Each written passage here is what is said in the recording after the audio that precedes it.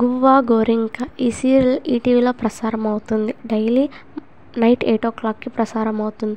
ఈ సీరియల్లో హీరోయిన్గా యాక్ట్ చేసింది కావ్యశ్రీ. సీరియల్లో మేఘనగా యాక్ట్ చేసింది. ఇక హీరోగా యాక్ట్ చేశాడు తిను.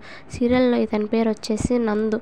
ఇక స్టోరీ విషయానికి వస్తే కావ్య అదే మన మేఘన ఒక తన్ని ప్రేమించి ఉంటుంది. తన్ని ప్రేమించి పెళ్లి చేసుకొని ఉంటుంది. వాళ్ళిద్దరూ చాలా చక్కగా లైఫ్ లీడ్ చేస్తుంటారు. అలా పెళ్లి చేసుకున్నాక వాళ్ళకి 2 పిల్లలు పుడతారు. కొన్ని రోజుల తర్వాత తన భర్త చనిపోతాడు.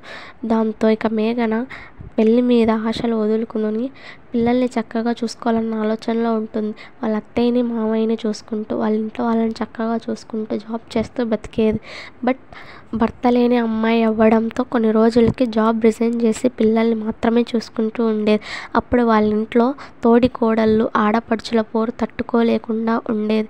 అప్పుడు వాళ్ళ మామయ్య గారు మేఘనకి ఇంకో పెళ్లి చేయాలని ఆలోచిస్తారు. అప్పుడు మేఘన మామయ్య గారు మిమ్మల్ని చూసుకోవడం పిల్లల్ని చూసుకోవడం ఇది చాలు మళ్ళీ నాకు ఇంకో పెళ్ళి ఎందుకు అని చెప్తుంది. నీకు అవసరం లేదమ్మా, కానీ నీ పిల్లలకైనా తండ్రి అనేవాడు కావాలి కదా అని చెప్తాడు. అటువంటి సమయంలోనే మేఘనకి నందు అనే ఒక వ్యక్తి పరిచయం అవుతాడు. నందు చాలా ఫేమస్ జర్నలిస్ట్. నందు తనకి జాబ్ ఇస్తాడు. మేఘన అంటే ఎంతో ఇష్టపడతాడు కూడా నందు. ఫైనల్గా ఒకరోజు మేఘనకి ప్రపోజ్ చేస్తాడు. మేఘన నువ్వంటే నాకు ఇష్టం, నేను నిన్ను పెళ్లి చేసుకోవాలనుకుంటున్నాను అని. అప్పుడు మేఘన నందు నాకు ఆల్రెడీ మ్యారేజ్ అయిపోయింది, నాకు 2 పిల్లలు కూడా ఉన్నారని చెప్తుంది. అప్పుడు నందు అవన్నీ నాకు తెలుసులే మేఘన అని చెప్తాడు. సరే అని మేఘన ఒప్పుకుంటుంది. కానీ నందుని ఆల్రెడీ ఒక అమ్మాయి ఇష్టపడి ఉంటుంది. తన పేరే ప్రతిమ. ఇక మేఘన నందు పెళ్లి చేసుకోవాలనుకుంటున్న విషయం వాళ్ళ ఇంట్లో వాళ్ళకి చెప్తారు. అప్పుడు మేఘన వాళ్ళ ఇంట్లో వాళ్ళ అత్తయ్య మామయ్య తండ్రి తల్లి స్థానంలో ఉండి తనకు పెళ్లి చేస్తారు. ప్రతిమ అనే ఒక అమ్మాయి నందుని ప్రేమించడంతో నందుని ఎలాగైనా దక్కించుకోవాలని చెప్పి నందుకి ఒక తప్పుడు సీన్ క్రియేట్ చేస్తుంది. అంటే మా నాన్నగారు చావు బతుకుల్లో ఉన్నారు, నా పెళ్లి చూడడమే ఆయన చివరి కోరిక, మీరు నన్ను పెళ్లి చేసుకుంటే అదే చాలు, మా నాన్నగారు ఎంతో సంతోషిస్తారు, ఆ తర్వాత మళ్ళీ తాళి తీసేస్తాను అని చెప్తుంది.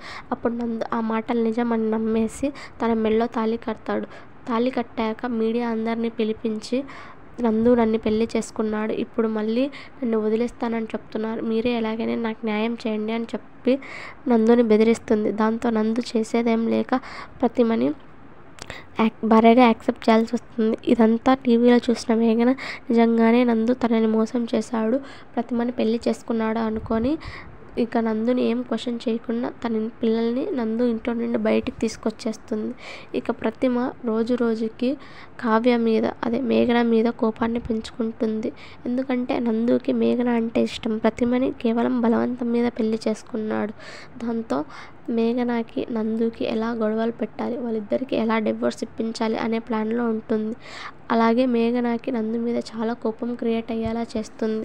దాంతో మేఘన వాళ్ళ అత్తయ్య మామయ్య అమ్మ నువ్వు నందుని విడిచిపెడతావా, మీ పెళ్ళి అయిన విషయం అవన్నీ మర్చిపోయి మేము చేసిన తప్పుని క్షమిస్తావా అంటుంది.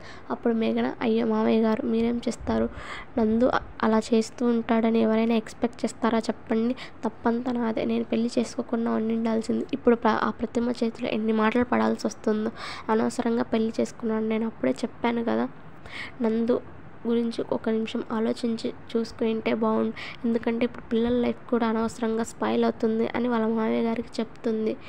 దాంతో నందు మేఘన మళ్ళీ కలుస్తారా లేదా, నిజం ఎలా తెలుసుకుంటుంది, పిల్లల్ని ఎలా లీడ్ చేస్తుంది అండ్ అలాగే పిల్లలకి ఎలా చెప్తుంది అన్నదే మిగతా స్టోరీ.